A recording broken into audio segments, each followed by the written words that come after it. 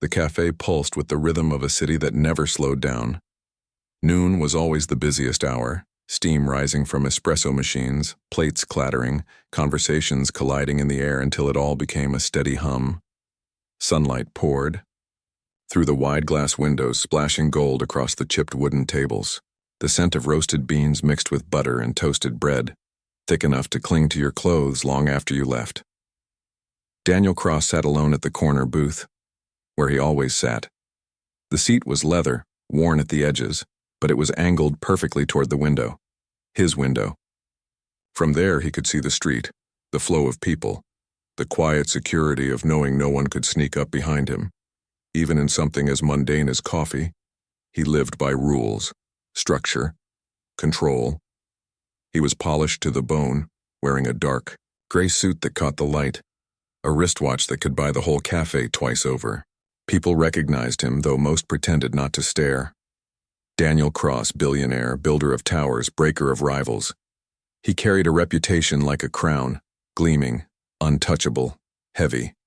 And yet, as he scrolled through endless numbers on his phone screen, the crown felt more like a chain. Money never filled the silence of his own thoughts. He lifted his cup, coffee black, the way he always drank it. Bitter, predictable. But before the rim touched his lips, a shadow crossed the table.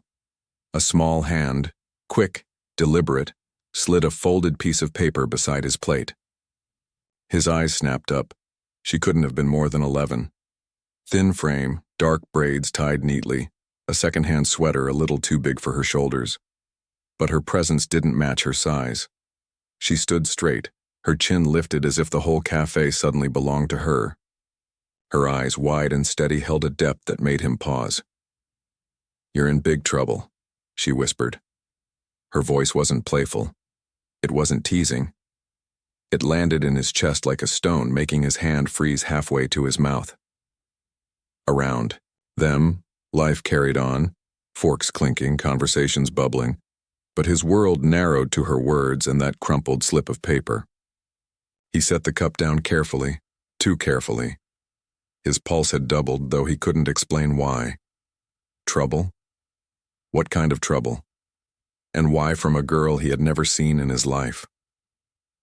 "What did you say?" His voice came out lower than he intended, almost rough. The girl didn't flinch. She looked at him with a calm far older than her years, the kind of calm born not of safety but of surviving storms. She tapped the paper once with her finger, then stepped back. "Read it."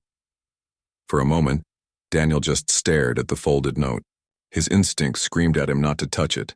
He was a man who handled billion-dollar deals with a glance, who silenced competitors with a signature.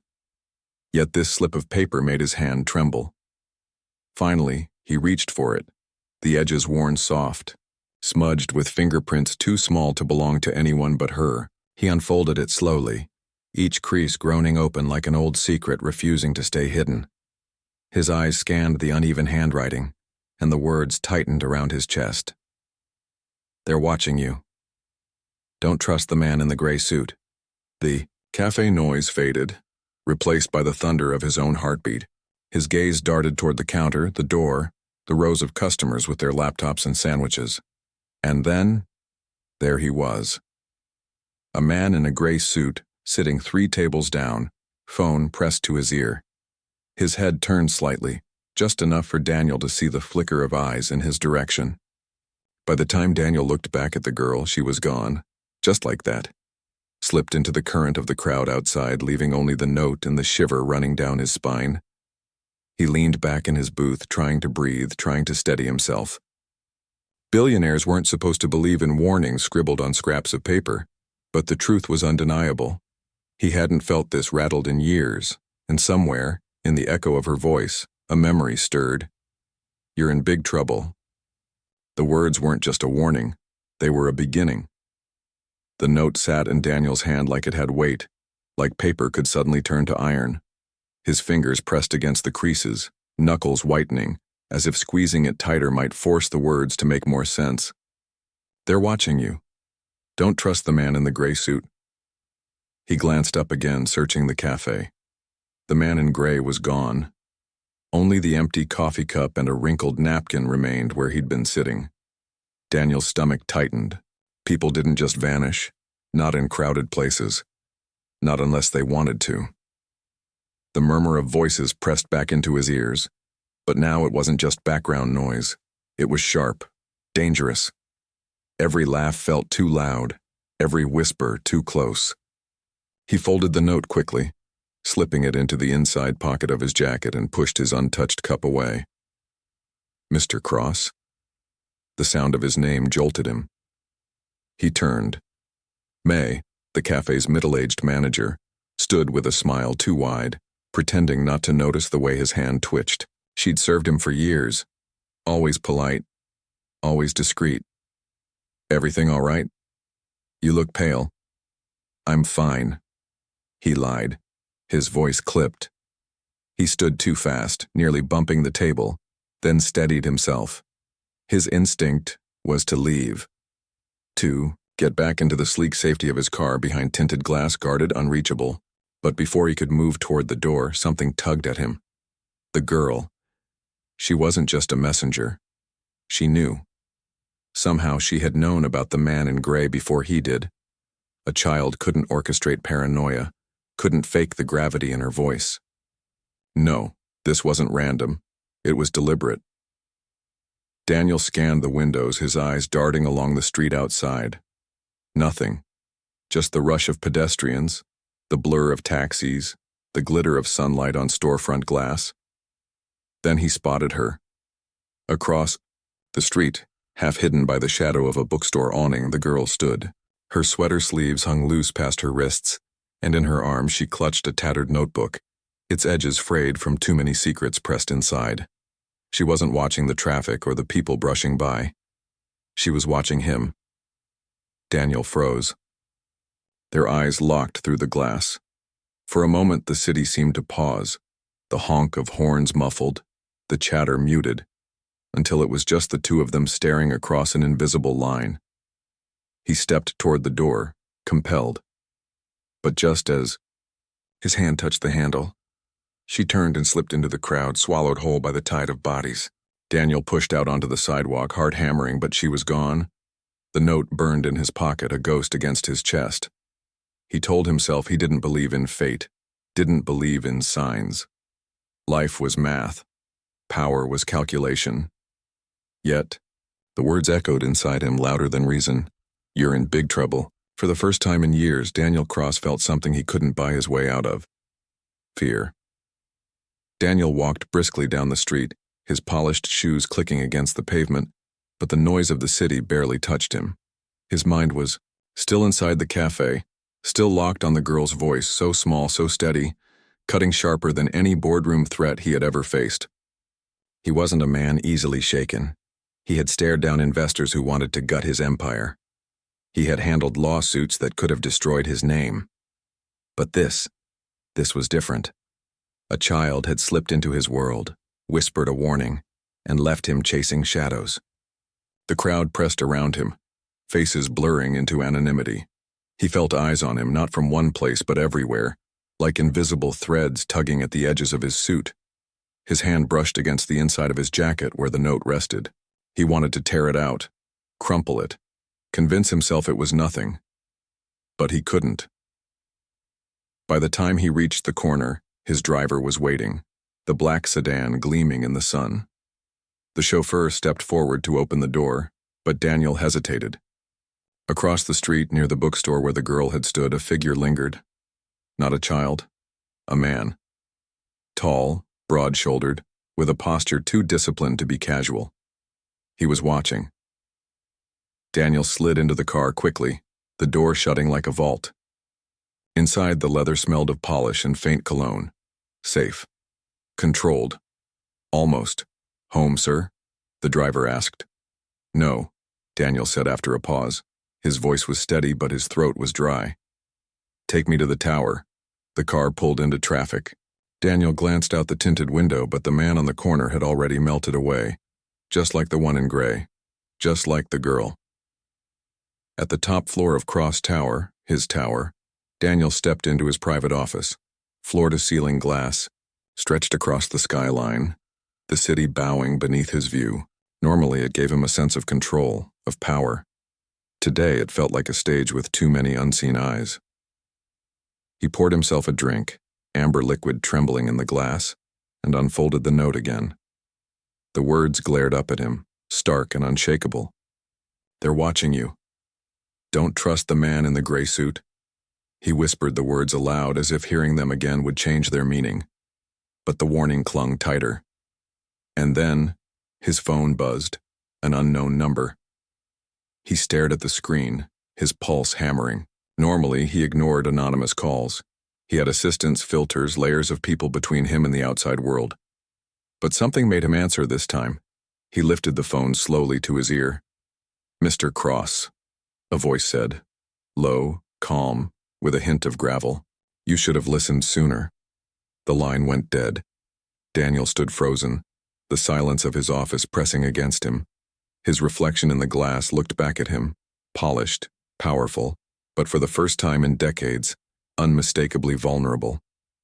And somewhere, in the city's chaos, a girl with braids and a worn sweater carried the next piece of a truth he wasn't ready to face. The office lights felt too bright, like interrogation lamps, and Daniel found himself pacing the length of the glass wall as though distance might shake the weight pressing into his chest. The phone still lay on his desk, silent now, but heavy, with the echo of that voice. "You should have listened sooner."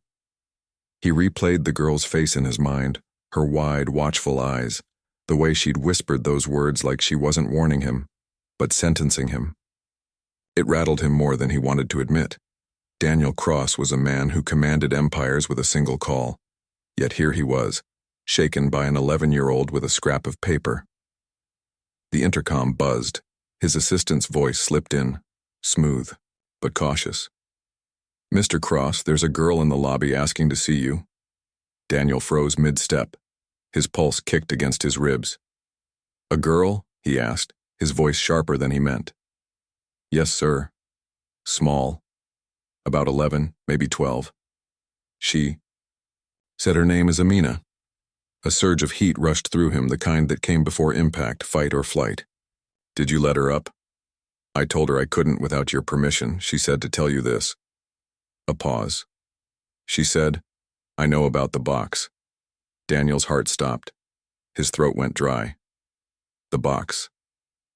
Nobody knew about that. Not his board, not his closest allies, not even the assistant speaking on the line.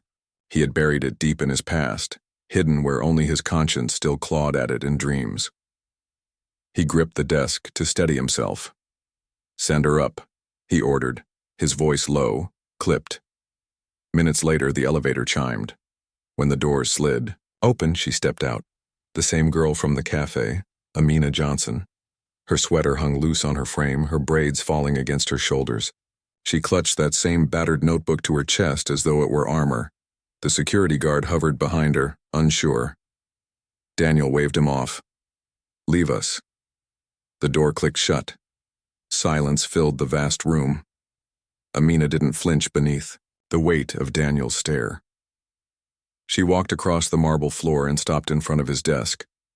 Her small hand slid the notebook onto the polished wood. She looked up at him, steady. "You're in bigger trouble than you think," she said, softly. Daniel leaned forward, his hands tightening on the desk's edge. "Who are you?" Her lips pressed into a thin line. "The one person left who isn't afraid to tell you the truth." He opened the notebook, expecting scribbles, childish doodles. But what he found made his chest tighten. Names, dates, transactions, handwriting that wasn't hers, older, sharper. Pages filled with things that had no business being in the hands of a child. And then he saw it. 3 words scrawled across the bottom of one page. A name he hadn't heard in 20 years. A name he thought had been buried with the past. Blood ran cold. He looked up. "Where did you get this?" Amina's eyes shimmered, but her voice never wavered. "From the same place your enemies are looking." The silence that followed wasn't empty. It was thick, alive, humming with danger. For the first time in his life, Daniel Cross realized he wasn't the one in control of the room. Daniel's fingers trembled against the edge of the notebook, though he tried to disguise it as casual strength. The pages stared back at him, inked proof of something he had long buried, details only a handful of people should have ever known. Yet here it was, resting in front of him, delivered by an 11-year-old girl with eyes too old for her age. He closed the cover slowly, setting it aside, though his pulse still thundered like a warning drum. "You said you know about the box," he said, voice tight. "What box are you talking about?" Amina didn't hesitate. "The one in the warehouse by the docks. Unit 7C. The box you had moved there 13 years ago." Every muscle in Daniel's body locked. His mind raced. She wasn't guessing. She wasn't bluffing. She knew. His tone sharpened. "How could you possibly—" "Because my mother wrote it down," Amina interrupted, her small chin lifting defiantly. "Before she disappeared." Daniel felt the words hit harder than any courtroom attack, harder than any scandal he had endured. He straightened, forcing calm into his voice. "Your mother?" Amina's voice softened, but her eyes glistened with unshed tears. "She worked for you once. She trusted you once. And she paid for it. That box? It has the truth about what happened to her." The silence stretched. The hum of the city outside seemed muffled, distant, as though the skyscrapers themselves were holding their breath. Daniel stepped around the desk, lowering himself slightly so he wasn't towering over her. "Do you have proof of this? Any proof that what you're saying is real?" Amina slid a second piece of paper from her sweater pocket, her hands shaking just enough to betray her nerves. She handed it to him. It was a photocopy. Faded, grainy, but unmistakable. A storage slip with his name typed neatly in the authorized contact line, his signature at the bottom. He hadn't seen it in over a decade, but it was real. His throat tightened. He could feel his carefully built world beginning to tilt, edges cracking where light wasn't supposed to leak through. "Where did you get this?" he demanded, his voice harsher now, fear masked by authority. Amina's voice dropped to a whisper. "From someone who wants you to remember. Because if you don't, they'll make sure you never forget." Daniel's jaw clenched. He had spent years learning that power meant knowing what others didn't. But now, standing in front of this girl who carried pain and defiance in equal measure, he realized knowledge had slipped into her hands. And it terrified him. He exhaled, slowly, forcing himself to stay composed. "What do you want from me?" Amina's eyes burned with something that felt larger than her small frame could carry. "The truth. About my mother. About why she vanished. And about why the people who hurt her are still free." Daniel stared at her, his reflection in the glass wall behind him catching a man he no longer recognized. Powerful, yet cornered. Ruthless, yet suddenly stripped bare. The box. The past. The little girl who now held the thread to unravel it all. For the first time, Daniel Cross understood. This wasn't her knocking on his door. It was his past, demanding to be answered. Daniel barely slept that night. He sat in the leather armchair of his penthouse, city lights flickering through the floor-to-ceiling windows like a restless heartbeat. The notebook lay open on the coffee table, the photocopy of the storage slip beside it. Every time his eyes closed, he saw her face. Amina's mother. Not in memory, but in ghosts. Shadows of what he had done and what he had failed to do. By dawn, the decision was made. He couldn't ignore this. Not anymore. At 7 a.m., the Cadillac rolled through the industrial district, the streets gray and half asleep. Amina sat in the back seat, her small hands folded tightly in her lap. She didn't chatter, didn't fidget, didn't even ask questions. She just stared out the window, her expression calm, like someone who already knew the answers, waiting for them. Daniel stole glances at her through the rearview mirror. It was uncanny, the stillness in her eyes. For 11 years old, she carried herself with the poise of someone who had seen too much. A child shouldn't look like that, he thought. And yet, here she was, guiding him toward the one place he had sworn never to return. The warehouse loomed at the edge of the docks, a hulking concrete block weathered by salt air and time. Its faded blue paint peeled under the weight of years. Daniel parked beside a row of rusted shipping containers. The morning air smelled of iron, seaweed, and old secrets. They stepped inside. The cavernous space echoed with each footstep, a hollow sound that reminded Daniel of cathedrals, sacred but haunted. Dust motes floated in shafts of pale sunlight filtering through broken skylights. Unit 7C sat near the far wall, its metal door streaked with rust. Daniel's pulse quickened as he approached it. His hand hovered over the padlock, a relic he remembered too well. He had placed it here himself, long ago. Amina stood at his side. "Open it," she whispered. The key slid in smoothly.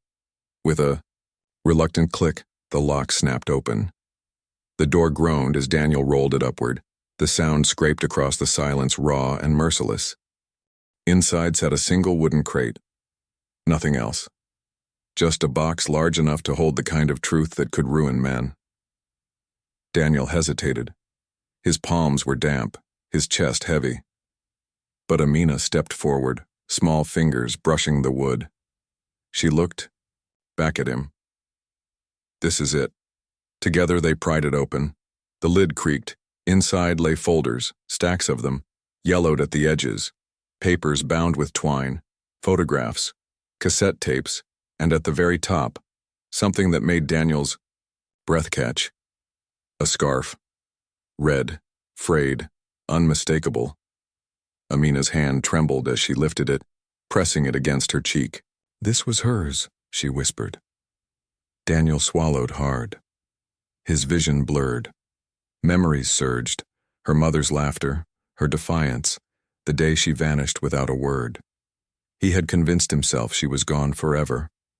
But here, in this box, her story hadn't ended.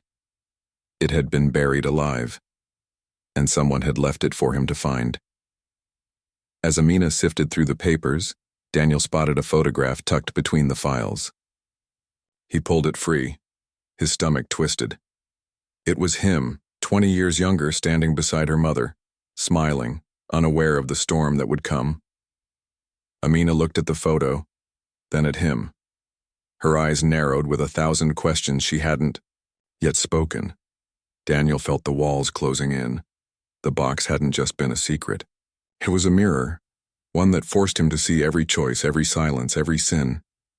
From outside, faint footsteps echoed. Not theirs. Amina froze.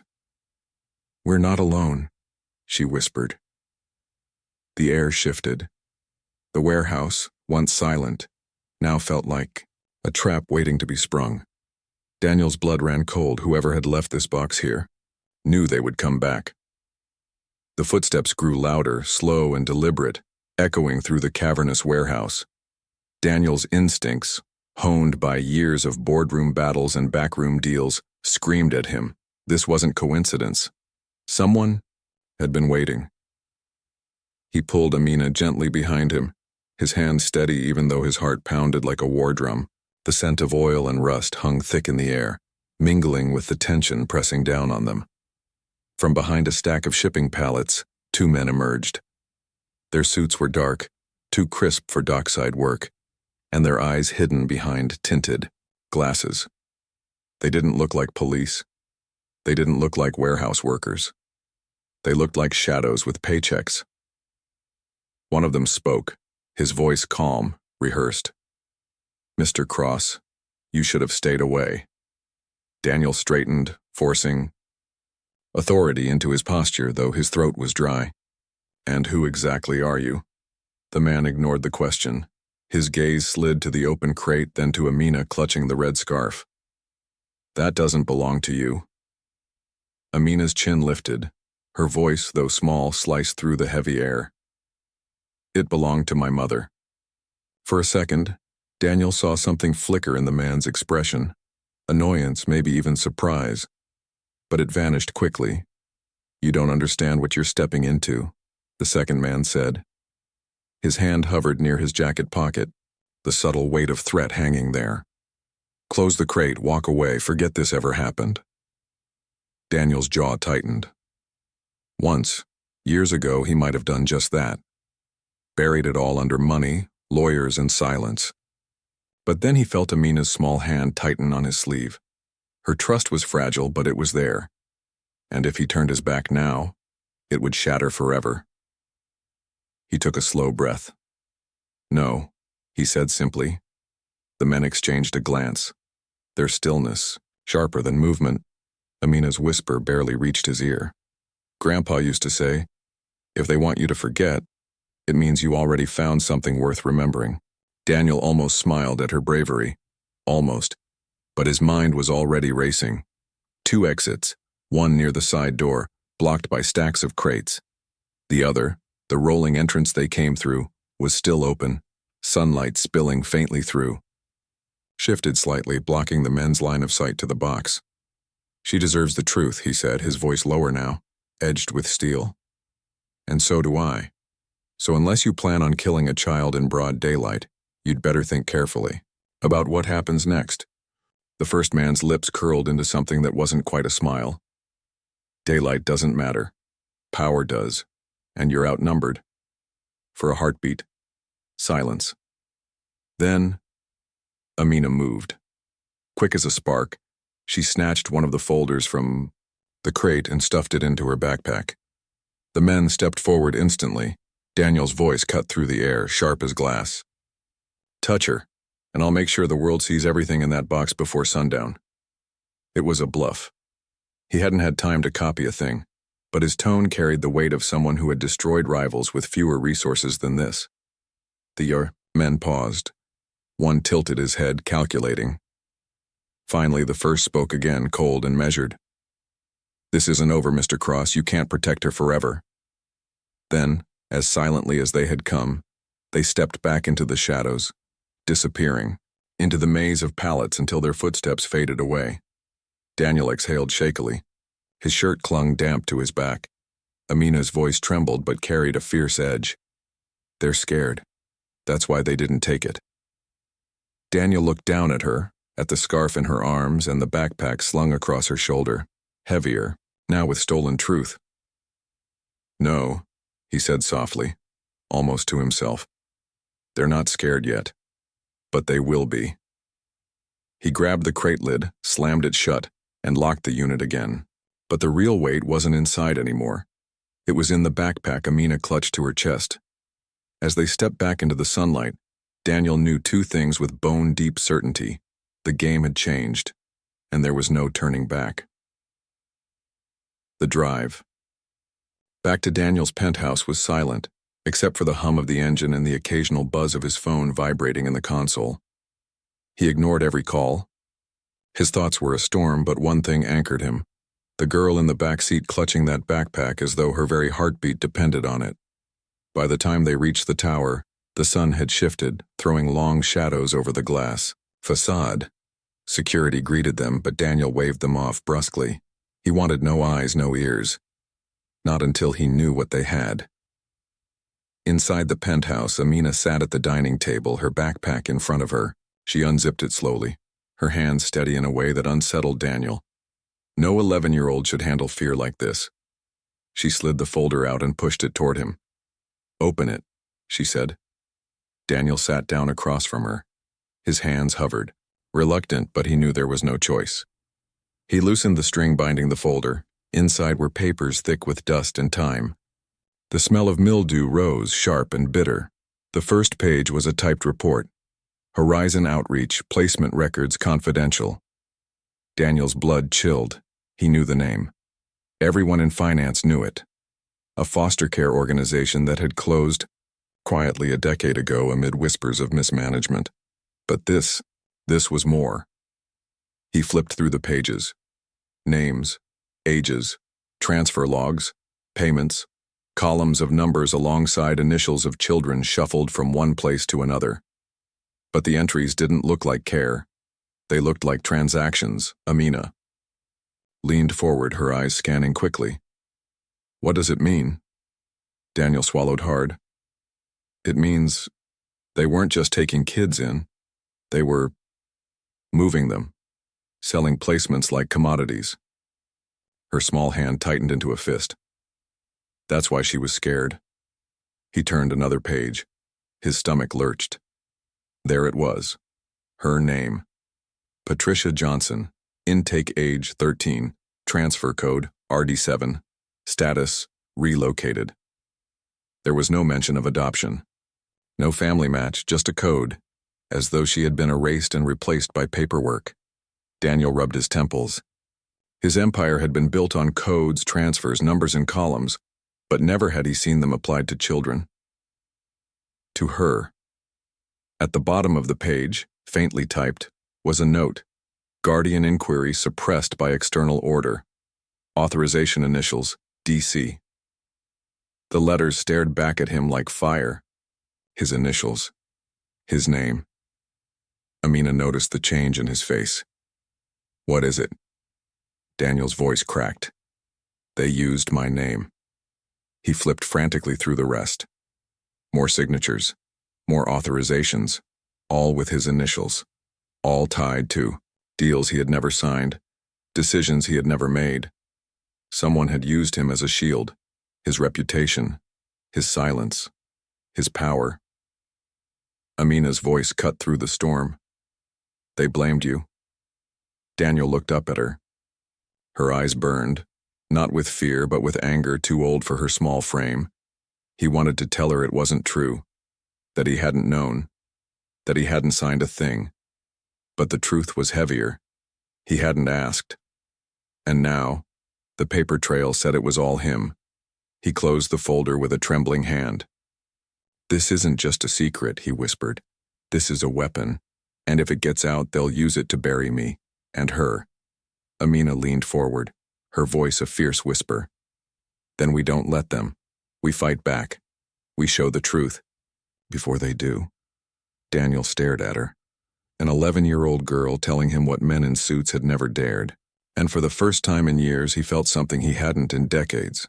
Not control, not power, conviction. But beneath that conviction lay a chilling realization. If these records named him, then whoever orchestrated this wanted him destroyed, and they weren't done yet. The elevator bell chimed in the hall. Amina flinched. Daniel rose, moving silently to the console screen that displayed the lobby feed. Two men stood at the desk, their suits dark, their eyes hidden by tinted glasses. Same shadows from the warehouse, they had found them. Daniel's pulse thundered in his ears as he watched the feed. The two men stood like statues in the lobby, exchanging only brief words with the desk clerk. Their posture told him everything. They weren't here for questions. They were here for him, and for what he now carried. He turned back to the dining table where Amina sat stiff as stone, her wide eyes flicking between him and the folder. She whispered, "They followed us." "Yes," Daniel said, his voice low, controlled, though his chest felt like it was on fire. "But they won't reach you." He moved quickly to the wall panel and keyed in a sequence. A quiet hum filled the penthouse as reinforced steel shutters slid over the glass windows. The security lockdown system, installed for privacy, never used until now, clicked into place. Amina clutched the folder tighter. "What if they come up?" "They will," Daniel said bluntly, pulling his phone from his pocket. He dialed a number he rarely used, a private line reserved for emergencies that could sink empires. The voice that answered was clipped. British. Efficient. "Cross." "It's time," Daniel said. "Two men armed, likely hired muscle. Find out who they are. Now." "Understood." The line went dead. Daniel pocketed the phone and turned back to Amina. He crouched to meet her eye level. "Listen to me. If they get through that door, you don't scream, you don't run. You stay behind me no matter what happens." Her lip trembled, but she nodded. "Okay." The elevator dinged faintly through the walls. Daniel's fists clenched. He strode to the cabinet by the bar, pressed his thumb to the lock, and pulled open a hidden drawer. Inside, a sleek pistol gleamed under the dim light. He checked the magazine with practiced precision, then slid it into his palm. Amina whispered, You have a gun?" Daniel glanced at her, a shadow of something softer crossing his face. I have enemies, always have, but you're not going to see me use this unless there's no choice. The knock came. 3 slow, deliberate raps against the reinforced door. Mr. Cross, a voice called smoothly. We'd like a word. Daniel stepped closer, gun lowered at his side. If you wanted a word, you wouldn't have followed me home. A chuckle. Fair enough. Then let's skip the polite part.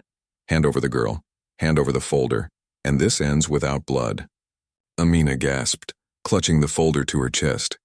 Her small voice rang out before Daniel could stop her. You can't have it. It's my mom's. The men laughed on the other side of the door. Smart kid, one said. Shame. Daniel's jaw hardened. He pressed the intercom.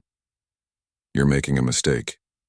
You think you can walk into my building and threaten me? Every camera in this place has your faces. You won't last an hour out there. The voice grew colder. You think you're untouchable because you're rich. But money doesn't shield you from silence. When we're done, it'll be like you and that girl never existed.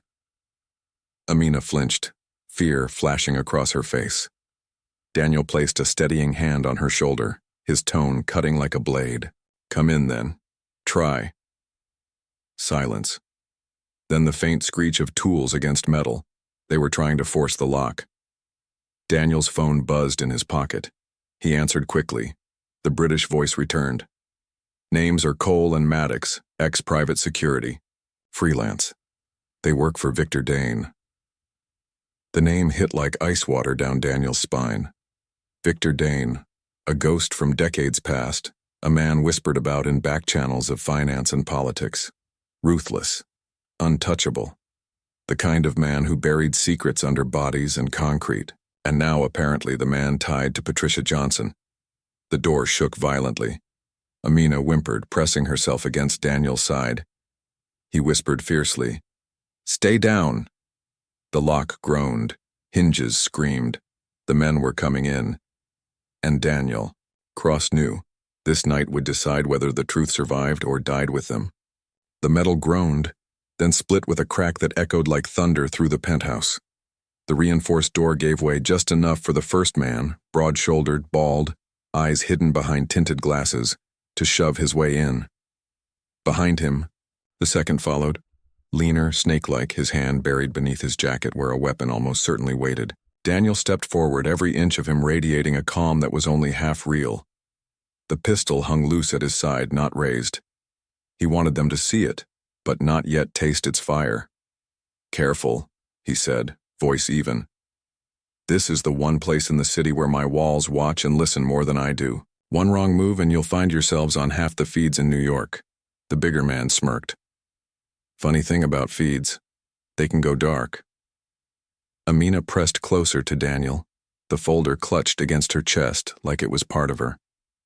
Her wide eyes darted from one intruder to the other, her small breaths quick and shallow. Stay behind me, Daniel murmured, so softly only she heard. The leaner man stepped forward, his smirk cruel. She's braver than most adults. Shame it won't help her. He looked at Daniel. Give us the folder and we walk out. Daniel tilted his head. No, you don't walk out of here with anything. You walk out of here alive if I decide you deserve it. That snapped something in them. The larger man moved first, pulling his weapon with a speed born of training.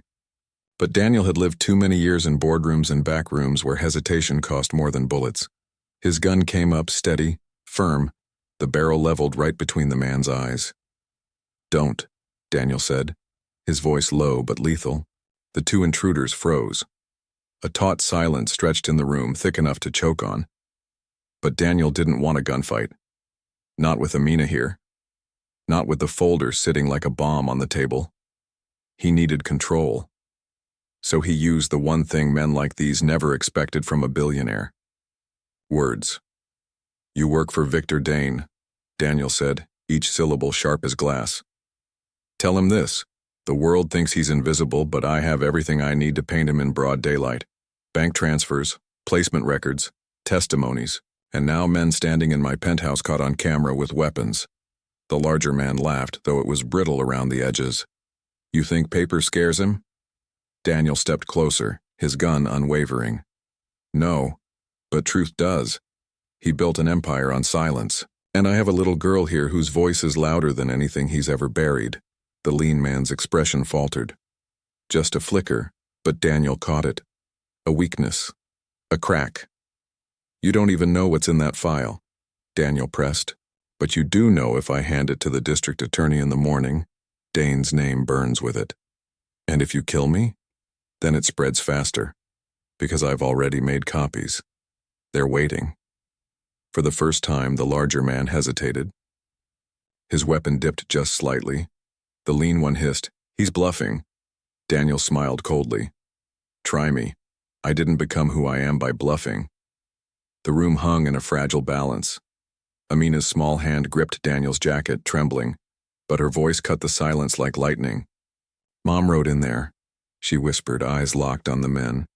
"She said people like you would come. And she said not to be afraid, because she believed one day someone would fight back." The words, spoken with such raw innocence, made the leaner man blink. He shifted uncomfortably. The bigger one cursed under his breath. Then, as if on cue, a shrill alarm pierced the room. Daniel's security system had triggered, backup he'd quietly activated when the door first cracked. He could hear the distant thrum of approaching sirens below, getting closer. The intruders exchanged a look, cold calculation giving way to urgency. "You'll regret this," the bigger one spat, lowering his weapon. Daniel didn't flinch. "No, you will." Without another word, they backed out, vanishing into the stairwell just as the sound of police boots thundered into the building below. Daniel lowered his gun, exhaling slowly, his chest heaving as the adrenaline drained. He turned to Amina. She was pale but steady, her fingers still wrapped around the folder. "You were brave," he said softly. "Braver than me, maybe." Her eyes shimmered, not with fear now, but with something fiercer. "They'll come back." Daniel nodded grimly. "Yes, which means tomorrow we stop waiting for shadows. We go straight for the man who sent them." And with those words, the name Victor Dane was no longer a whisper in the dark. It was a target. The boardroom was quiet except for the steady tick of a grandfather clock. Heavy velvet drapes shut out the city's light, drowning the room in shadows broken only by a single lamp that painted half a man's face in gold and left the other, half in black. Victor Dane sat at the head of the mahogany table, his fingers drumming with calculated rhythm against a crystal glass. He was older now, late 60s, but age hadn't dulled him. His hair was silver, combed with ruthless precision, his eyes the color of storm clouds. Men like him didn't fade, they hardened. Across from him, Cole and Maddox stood rigid, sweat still drying along their temples from the failed job at Daniel Cross's penthouse. "You disappoint me," Victor said finally. His voice was low, patient, but there was a current beneath it, the kind that made men drown if they weren't careful. Cole cleared his throat. "The building was locked down before we could act. Cross isn't just rich, he's prepared. Cameras everywhere. Alarms." Victor raised a hand, silencing him. "Excuses waste air, and air is expensive." The room seemed to shrink. Maddox shifted, his usual smirk gone, replaced by something tighter. He had the girl with him. She wouldn't let go of the folder. It's more than he knows. More than he should have. Victor leaned forward, the lamplight catching the fine scar that cut along his jawline. "And what did he do with it?" Neither answered immediately. Victor's gaze sharpened. "What did he do?" Cole swallowed. "He told us copies exist. Said if anything happened, it would spread." Victor leaned back slowly, a thin smile tugging at the corner of his mouth. "Cross has always been clever. Clever men are dangerous when they think they can win." He lifted the crystal glass, swirling the amber liquid inside. "Do you know the difference between clever men and powerful men?" Maddox spoke cautiously. "Powerful men don't need to be clever." Victor's smile widened. "No. Powerful men own clever men. They own the ground they walk on, the air they breathe, the food they eat. Daniel Cross doesn't realize it yet, but he's walking on my ground. He drank slowly, savoring the silence that followed. Then he set the glass down with a soft clink. The girl, Amina Johnson, she is not to be touched. Yet. Children make the public sentimental. Kill a man, you make a widow. Harm a child, and you make an army. I've survived because I know the difference. He tapped his finger against the glass again, the rhythm like a metronome of dread. But we'll use her. Her existence ties him to Patricia Johnson, ties him to the story Clarice left behind. That bloodline is a chain, and chains can choke. Cole shifted. What about the DA? Mercer's digging. Cross has her ear. Victor chuckled softly. Eloise Mercer has been digging since the 90s. She still thinks she can change the world. With subpoenas, let her dig. When she hits stone, she'll remember who pours her campaign coffers. Maddox frowned. And if she doesn't? Victor's smile vanished.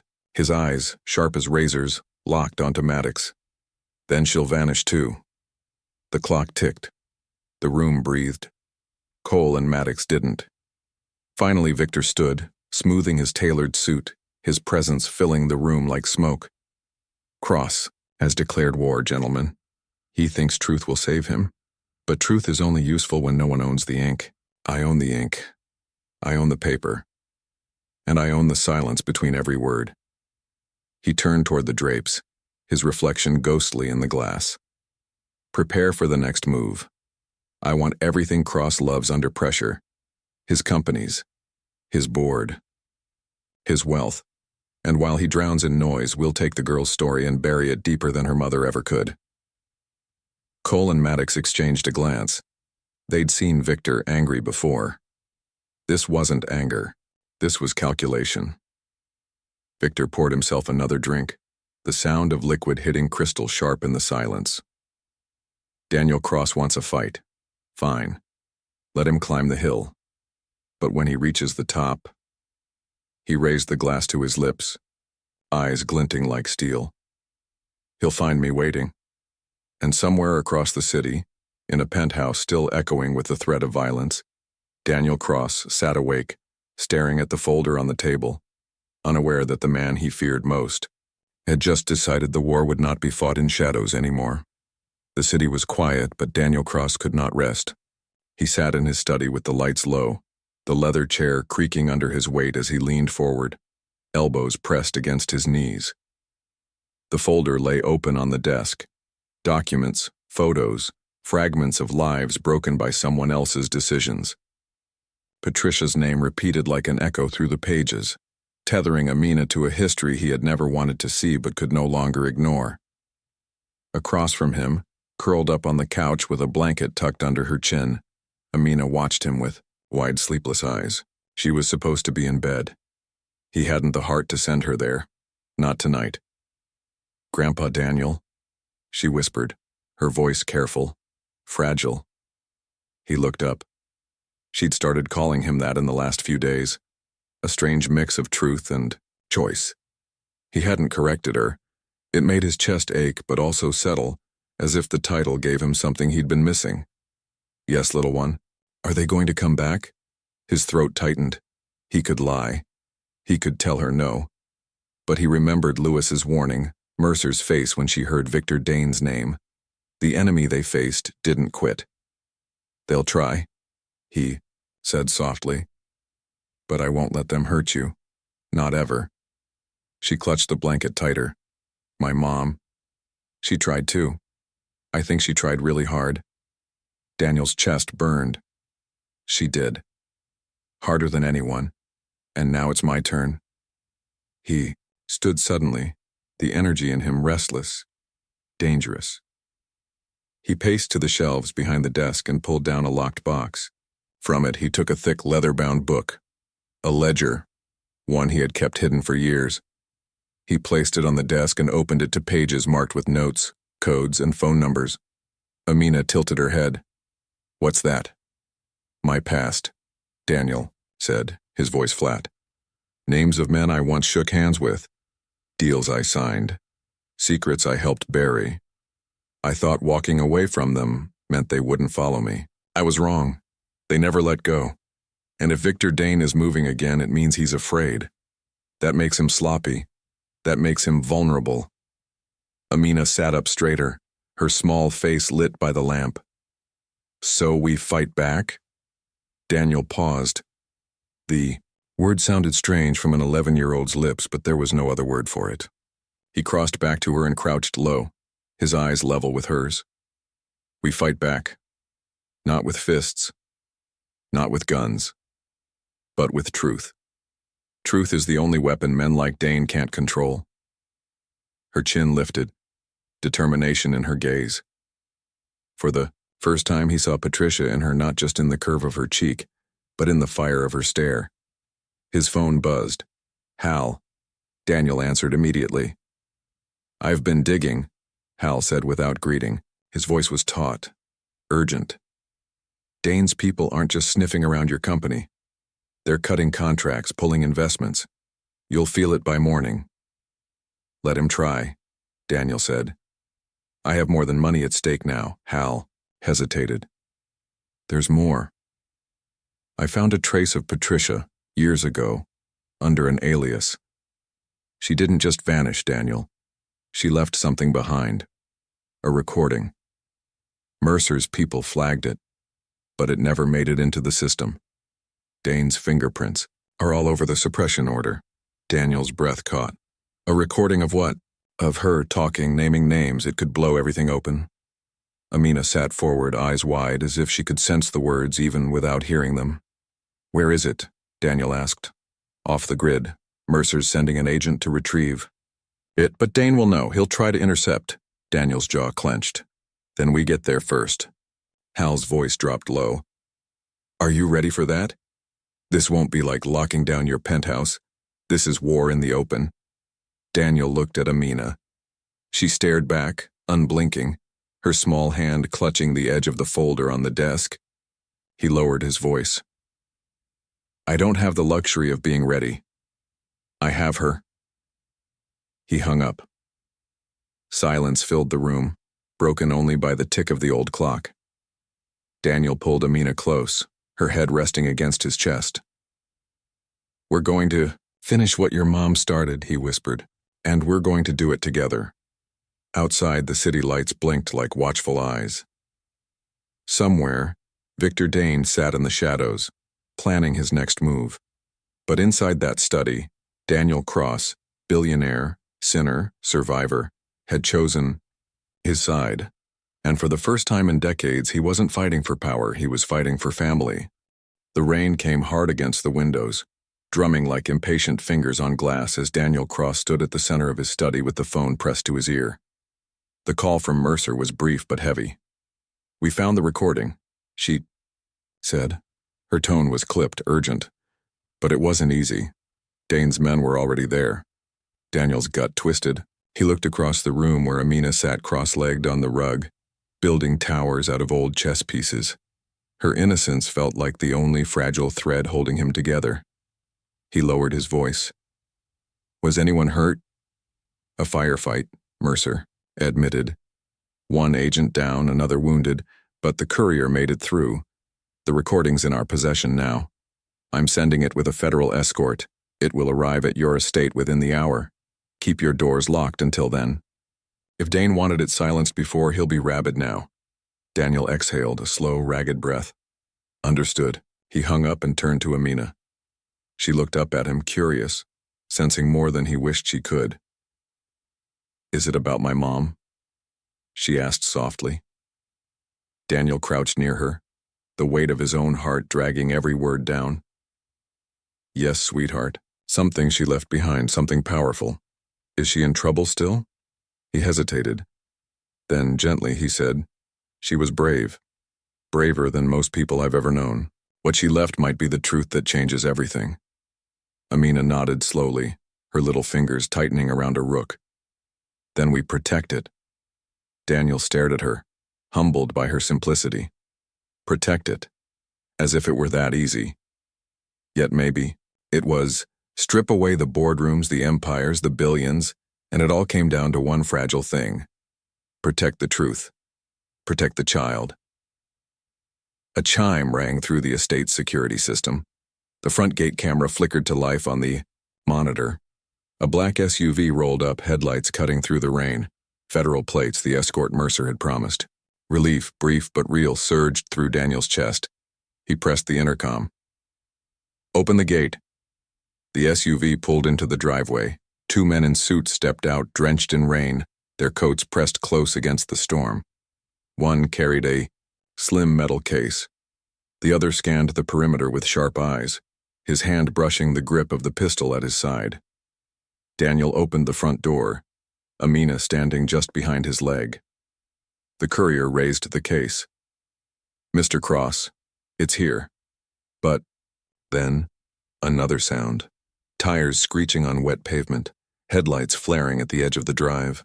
Another vehicle, dark, fast, too close. Daniel's stomach dropped. "Inside!" he barked. Gunfire erupted. Bullets clattered against stone pillars, sparks bursting as lead met steel. The agents fired back, the storm swallowing the echo of each shot. Amina screamed, clinging to Daniel's leg. He scooped her into his arms, pulling her back through the doorway as the agents pushed forward, shielding the case with their bodies. One agent stumbled, a crimson spray across the rain. Daniel slammed the door, bolting it shut, heart pounding like war drums. The surviving agent burst in seconds later, soaked and breathing hard, clutching the case to his chest. Dane's men, they were waiting. His eyes flicked to Amina. "But we've still got it." Daniel locked eyes with him, his jaw steel. "Then we keep it, no matter what it costs." The agent set the case on the table, dripping rainwater onto the wood. With shaking fingers, he entered a code, unlocking the latch.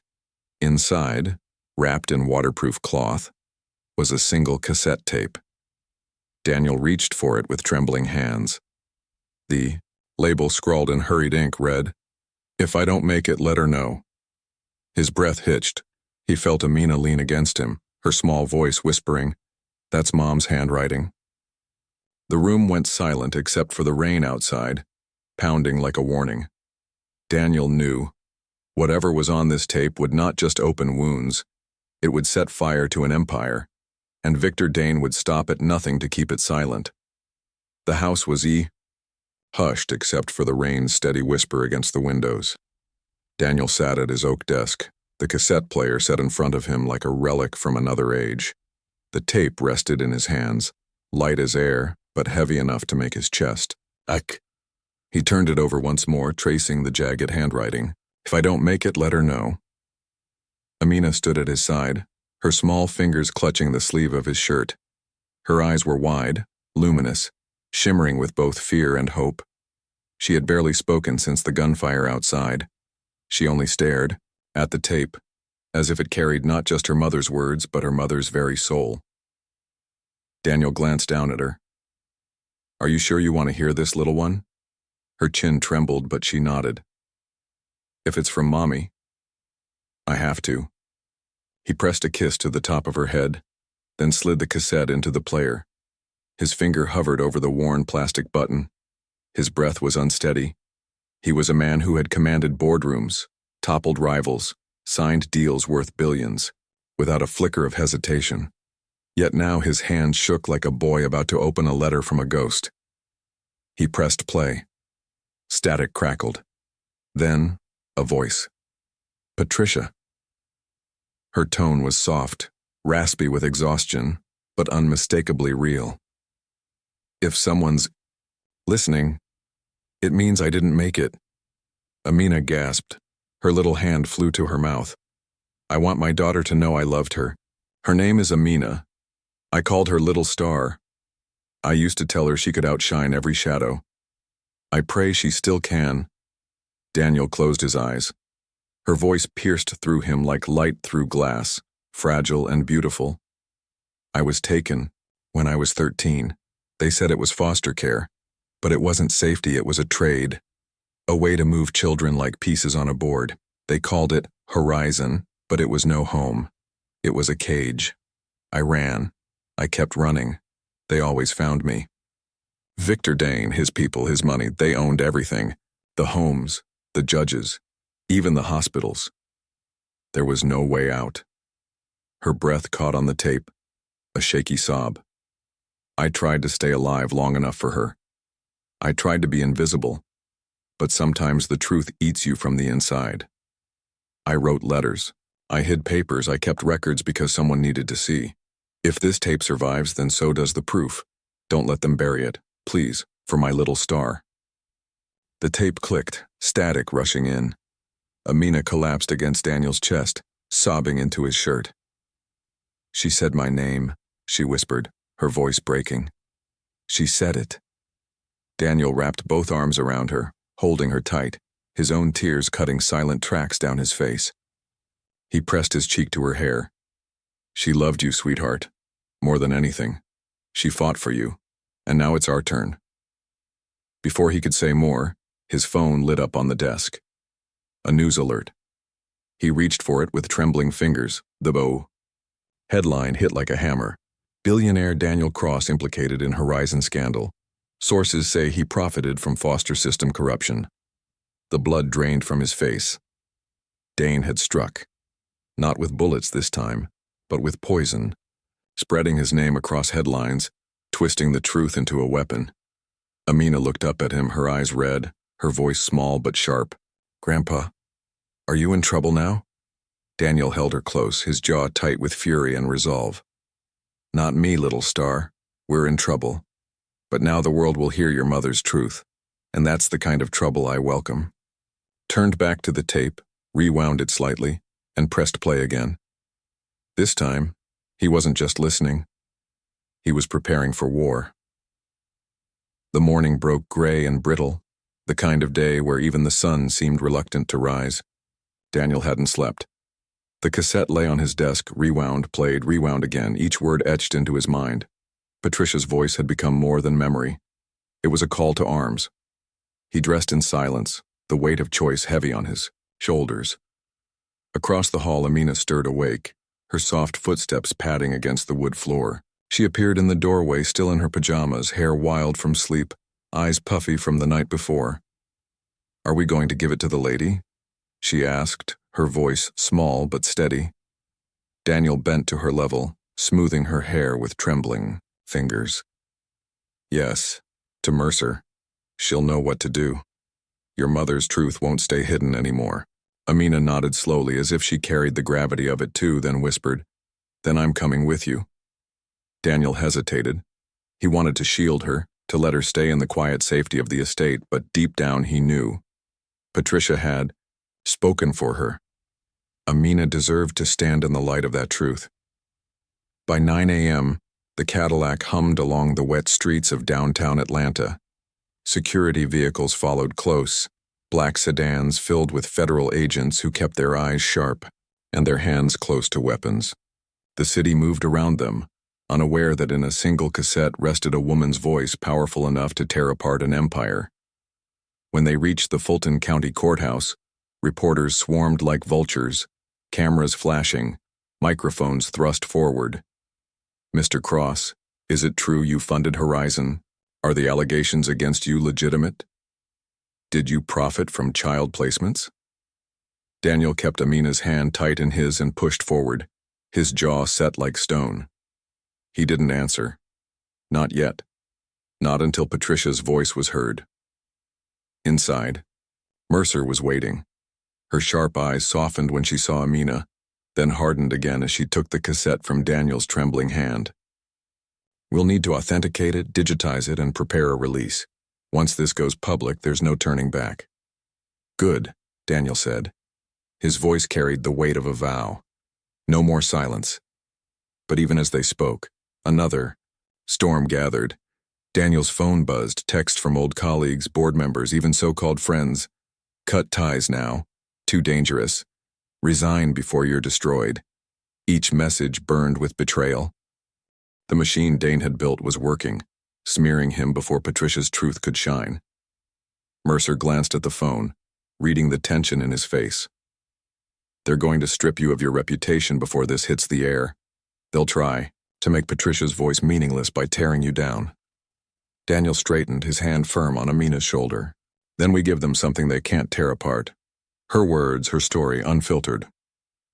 Mercer's assistant wheeled in the equipment, setting the tape carefully into a player wired to recorders and secure servers. The room filled with a crackle of static, and then Patricia's voice rose again, trembling but strong. "If someone's listening, it means I didn't make it. I want my daughter to know I loved her." The courthouse conference room went still. Mercer closed her eyes. One of her investigators covered his mouth, emotion etched into his face. Even hardened agents shifted, their resolve deepening. Dane had money, power, armies of lawyers and liars. But Patricia had truth, and truth had a way of slicing through the dark like a blade. Daniel gripped the edge of the table, his voice low, fierce, unshakable. "Release it. Let the world hear her." Mercer met his gaze. "We will. By sundown." But outside, sirens wailed. A warning. A reminder. Dane wouldn't let this day pass quietly. The sun was sinking low, painting the courthouse steps in amber light. Crowds had gathered outside, reporters, citizens, strangers who had caught wind of a story too heavy to ignore. The air pulsed with expectation. At the center of it all stood Daniel Cross, his hand holding tightly to Amina's small one. She was dressed in her Sunday best, a yellow dress with a bow that Patricia would have loved. Her eyes darted nervously at the sea of cameras, but she didn't flinch. She was her mother's daughter. Inside, Mercer gave the signal. The tape had been authenticated, digitized, and cleared for public release. At precisely 6 p.m., Patricia's voice went live, not just to the reporters waiting outside, but to every major news outlet in the country. "If someone's listening, it means I didn't make it. I want my daughter to know I loved her." The words poured out across screens, radios, phones. They cut through the noise of smear campaigns, lies, and half-truths like a blade. Patricia's trembling honesty carried, a weight that no spin could drown. She named the system, the cages disguised as homes, the men who ran it. She left no doubt. Gasps rippled through the crowd as the recording played in full. Some reporters lowered their microphones, shaken out of their professional distance. Mothers clutched their children tighter. Men who had come to sneer wiped their faces with the backs of their hands. It wasn't just evidence, it was a cry from the grave, one that demanded to be answered. Daniel stood straighter as the words washed over him, but his heart thundered. A black SUV pulled up across the street. No plates, tinted windows. He saw it. So did Hal and Lewis, who had quietly flanked him for protection. "Dane," Hal muttered, his voice a growl. The SUV door cracked open. For a breathless moment, Daniel thought this would be it, the last desperate strike. But instead of gunfire, a man in a suit stepped out, red-faced, shouting at the reporters. "This is fabricated, a setup, don't listen to this." His words were swallowed in boos. A woman in the crowd threw her shoe at him. Security swarmed. The dam had broken. Inside the courthouse, Mercer walked out with her team and raised her voice. "Effective immediately. Indictments are being filed. Victor Dane, 2 former judges, and multiple agency officials will be taken into custody." The roar from the crowd was thunderous, but Daniel barely heard it. He was kneeling now, both hands on Amina's shoulders, his eyes glassy. "She did it, little star. Your mama's voice is out there now. The whole world knows the truth." Amina's lip trembled. "So she's not invisible anymore?" "No," Daniel said, his voice breaking. "She never was, and she never will be again." She threw her arms around his neck, clutching him as the noise of the world swelled around them. Cameras flashed, reporters shouted questions, sirens wailed in the distance. But in that moment it was just them, grandfather and granddaughter. A family broken, but not beaten. Later that night, the estate was quiet again. The chaos of the day felt like a storm that had finally passed. Daniel sat in his study, the cassette placed carefully back in its case. Across the room, Amina had fallen asleep on the couch, Clarice's old journal clutched to her chest like a shield. He walked to the window and looked out at the garden, where sunflowers leaned toward the moonlight. Patricia's words echoed in his mind. Don't let them bury it, please. For my little star. He whispered into the silence, voice steady. I didn't, Patricia. I promise you. I didn't. Behind him, Amina stirred in her sleep, mumbling softly.